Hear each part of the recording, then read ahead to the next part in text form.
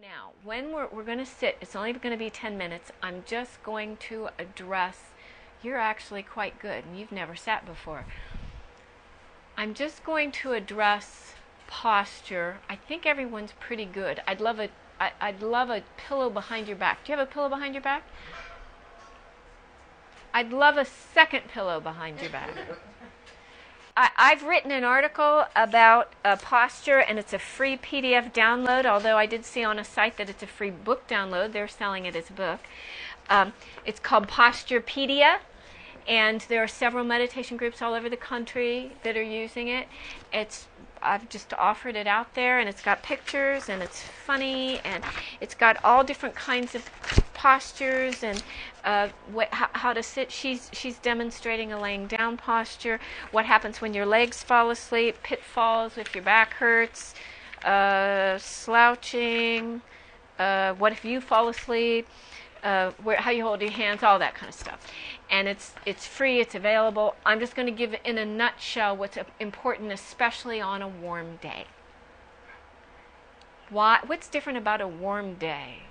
It's comfy and you tend to fall asleep. The warmer it is, the more of a tendency to fall asleep we'll have. That's why they always keep Zendo. Zendo is the meditation room in a monastery or in a retreat. They tend to keep those on the cool side. They'd rather you be covered with a blanket than too hot, because the hotter you are, the more the mind will sink. That's what we call. And this is, they call that the Zen lurch, right? So, and I was even telling this story of what was the culture where you were seeing all these guys going up and down and up and down, and I thought that was a form of prayer, And I thought, what are they praying about? And everyone said, no, they're falling asleep and waking up. Because they've been there for 2 days now or something. So they get credit for just doing it. The main thing about posture that's the most important, the notion is that your hips are higher than your knees because of the relationship of the pelvis and the spine. The basic goal is you want the spine to be straight. Now, when I say straight, yes, there is a curve in the small of the back and the curve in the back of the neck. But balanced. You're on your sits bones, and the head, which weighs 10 to 20 pounds, is balanced on top, not out forward, right? That's going to hurt your neck, isn't it? That won't.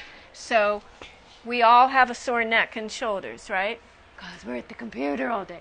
So if we're going to start meditation, we're going to be logging in time in a position. Let's make it in a way that's good for the body.